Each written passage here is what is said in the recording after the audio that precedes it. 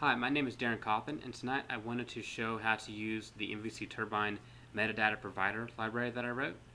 This is a very small library that works with MvcTurbine to make building custom metadata attributes easy and to make it all work through your IOC container. If you want to grab it, just go to github.com/darrencoffin/MvcTurbine.MetadataProvider.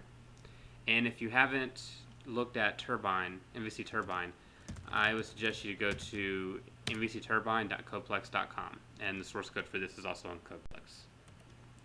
So to get to my example, I have a very simple MVC site, which I'll bring up now. You can see it just has one screen and it has one form here. That form is generated from this input model, address input model, and you can see the 5 fields that you'll see here. And you see they're all rendered as open text fields. Let's say that we wanted to make state here a drop-down list with a list of the states. And let's also say, because I have one, that we have an editor template, a drop-down list editor template that will look for items in the model metadata additional values. It'll basically pull a list out of items and then use that for your select list. So the first step would be to create an attribute that you'll want to use to identify the state field. So I'll say public class state drop-down attribute. I'm going to inherit from metadata attribute, which is in the metadata provider library. And I don't really need anything in the class, and I can now put this here, state dropdown.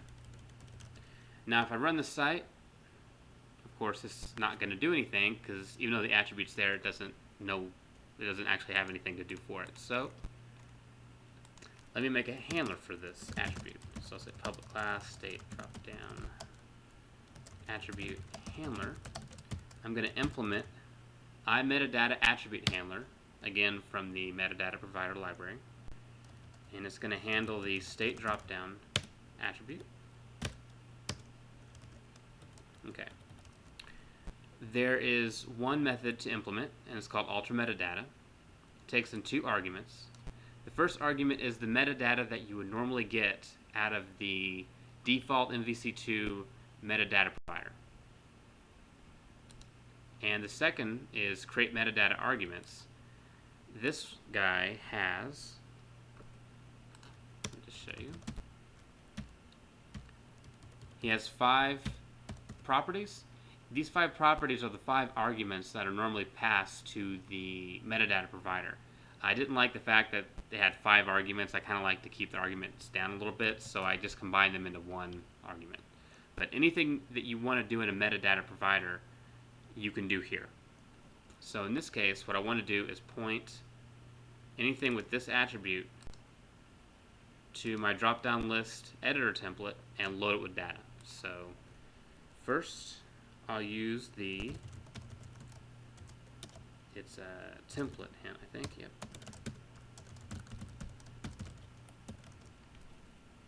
To point to the drop-down list.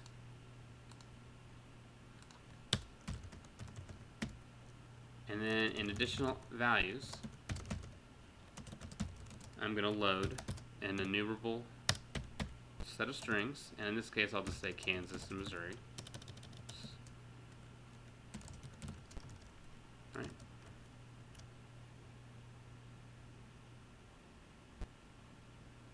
And there we go. You can see state is now dropped down with the states that I passed to it. And that's all there really is to it. But to show you a little bit of the power I think this could give you, I have a state repository here. It's a simple class that has one method, get states, and it has a list of all the states. So let's say I want to use this repository to generate my list. Well, I've already registered iState repository with my state repository in the asp container, so I can just pop a constructor here. Using constructor injection, I'm going to ask for the state repository.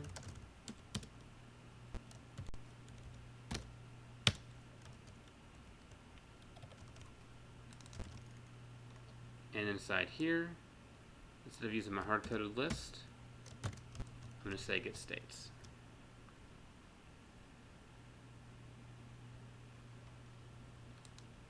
So you can see it actually fetched the data from the asp container.